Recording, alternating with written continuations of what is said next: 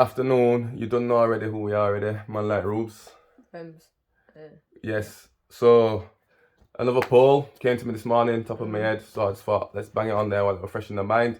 So, in your time. So, it was today. Slow down a bit. When you're reading it. Alright, do it again then. Yeah, no, do it. No, we don't need to do it again. This is natural shit. Alright. Let's do it. In your opinion, what makes a person walk away or like not be involved with their children? And the options were? Own childhood experiences. And? Or not ready to be a parent. And the poll results were? 50-50 split. So, which one do you want to cover first, son? The not ready to be a parent one. I think, personally, that there's two different types of situations for that one. One could be either the person's not a good time or they're not ready, like, physically or mentally or emotionally to be a parent. Yeah. They might not be financially stable. Or they could just not be bothered. Yeah, that is true. But you, obviously, son, you're at age now, we chat, you know how babies are made. Yeah. So if that's the case, why not take precautions in what you're doing to make sure that doesn't happen? For me, in my opinion, kids don't ask to be here. I say this to my mum all the time. Mum, pay my rent this month. I didn't ask to be here. Do you know what I'm saying? As a joke. But kids didn't ask to be here. So for me, in my opinion, I think personally, if you're big enough to produce that child, then you have to step up and do that. Regardless. Responsibility, exactly. Like, kids aren't just for Christmas or weekend or social media. There's a lot of social media parents. It's like having a car, isn't it? Like if you buy the car, then you've got to like manage it and maintain drive it and yeah. look after the seat there.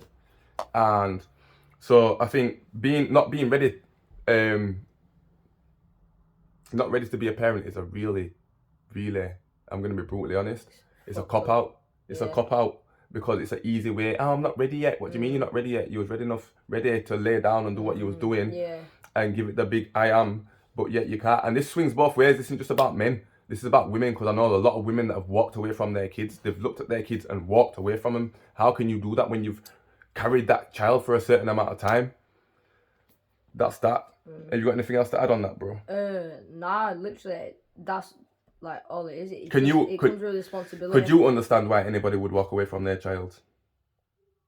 Yeah, but I'll cover that in the second option, which is childhood. Experiences. So, all right, can I ask you this question then? Yeah. Do you think your mum walked away because confident she knew that you'd be looked after properly?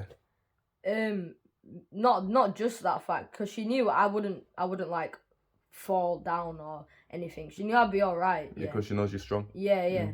And I've got you there, innit? Yeah, obviously, always.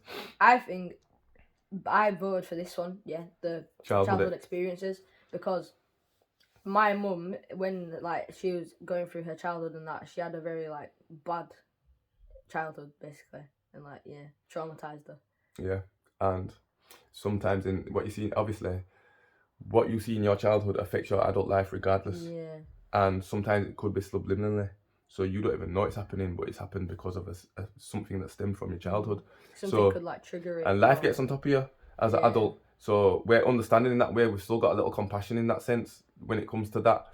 But childhood experiences, it's all about breaking the chain. Like for me, and a lot of people will not understand this. I had a conversation with a man in town on a night out not so long ago, and he come up to me and we were just chatting general, and he said to me, "Bro, did you have a dad around when you were growing up?" I said, "Yeah, he lived with me and everything for the whole of my existence living at home." I said, "But he wasn't a dad to me." I says, and this is the difference, what people don't understand. And the look on his face as if to say, wow, I get it, I understand.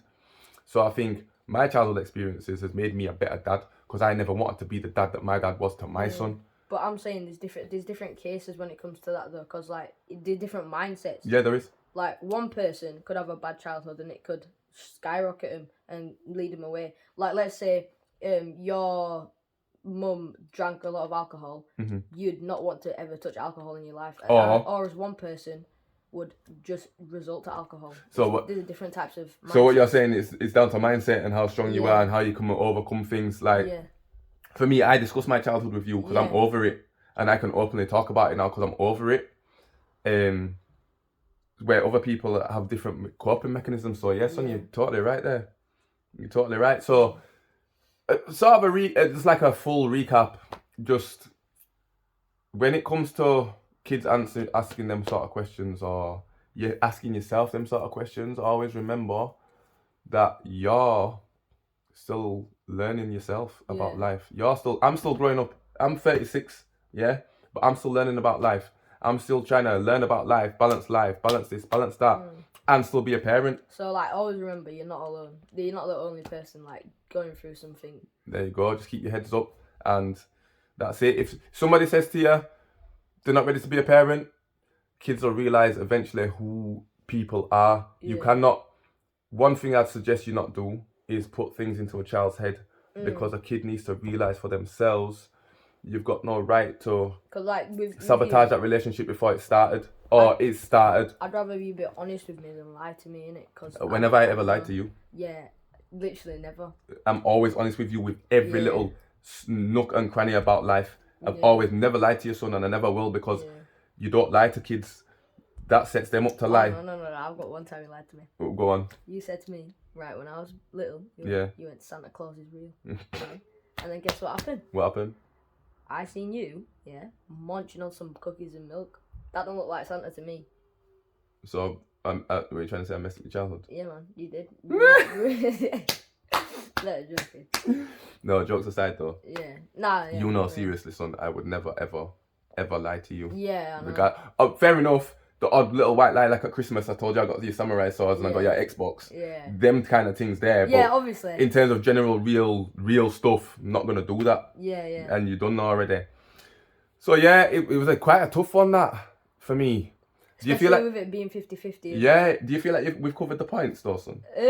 Yeah, like majority of it, but like there's more stuff that you'd need more time to get into detail. Like you can't focus on both topics in one video, because that'd take forever. Yeah. You've got to like break it down. The main points is mindset. It's all about mindset and how you overcome that, and knowing that kids don't choose to be here. They you bring them into the world. You're supposed to bring them up, nurture them, and do the best you can. Another thing before we go, your best is always enough. Never, ever, ever forget that. Man like Rube's out. Rems, bye.